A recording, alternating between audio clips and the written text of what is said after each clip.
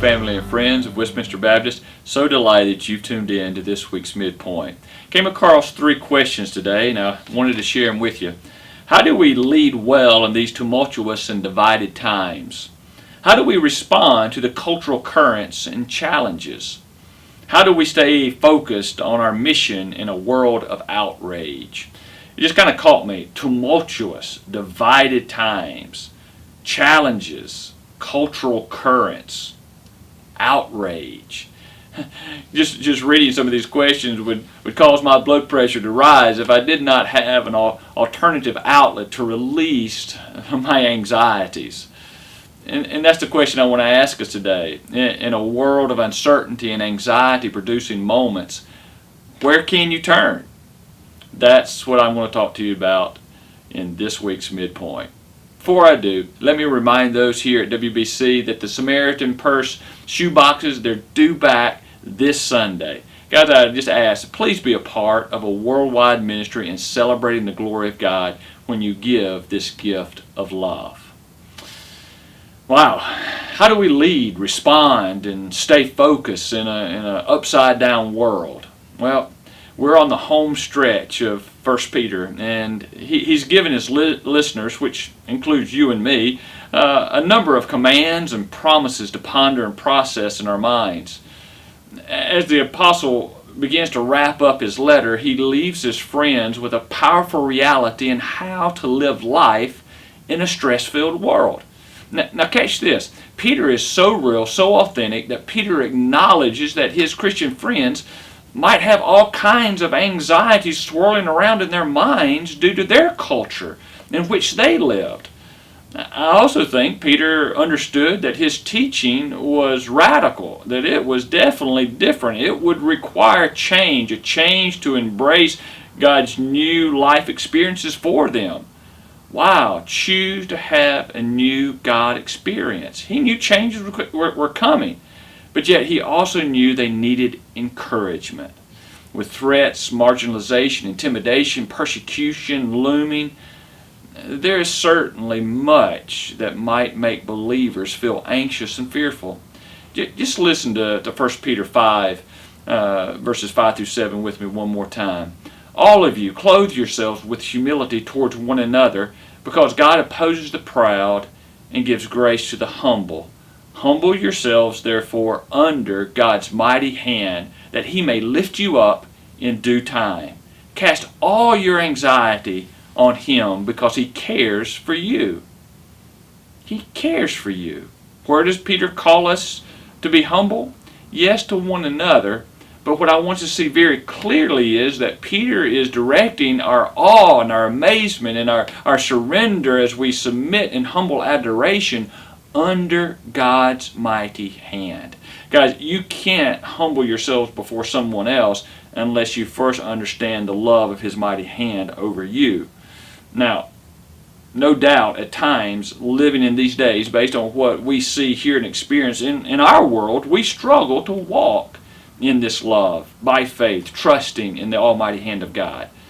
But Peter knew this for the church living in their cultural context, yet he challenged them to let loose of the fear, the worry, the anxiety of fretting what may come, what you may lose, the reputation that may be your reputation that may be smeared with lies, deception, and deceit.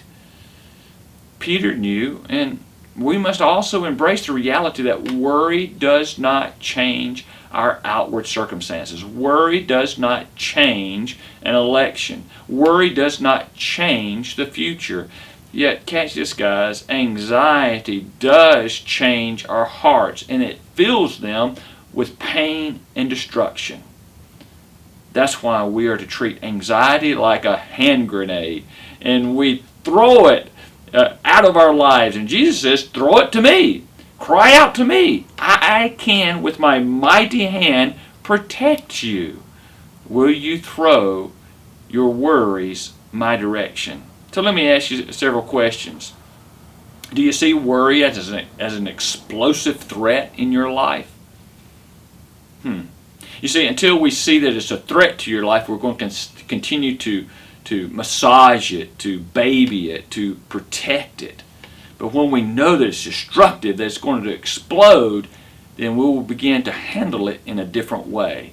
We'll begin to see the love and the grace of God, and He tells us, bring that to me. Know my care for you. Let me just ask, this past way, did you authentically snuggle up underneath the mighty hand of God? Did you know His presence and His nearness and His love for you? And as you did, as you snuggled up underneath Him, could you testify to the peace that God brings when you ditch, switch, pitch your concerns for the care of God? Now, let me just kind of challenge you for a moment. Make sure you understand and be honest with yourself when you use the word concern rather than worry. I think we know cognitively that we're not to worry, but yet we sometimes hijack concern for really meaning worry. So just make sure that you don't change that understanding, that you don't fool yourself and try to make that a bait and switch thing, that, oh, I don't worry, but oh, I have concerns. There's place for concern, but there's no place for worry. Guys, this is a wonderful invitation that God has given to us. Cast all of those anxious what-ifs that you chase around in your mind, in my mind, and we give them to God. When we understand that the mighty hand of God is for us as His children, oh, guys, it brings great peace and confidence. God cares for us far more than we can even care for ourselves. What is more, He holds the future in His hands. What are you allowing to hold you? Fear of tomorrow?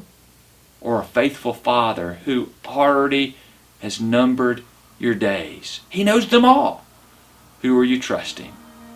So guys, let me just challenge you once again. Go live a life free of anxiety, because you know God radically cares for you and has demonstrated such love through His Son, Jesus.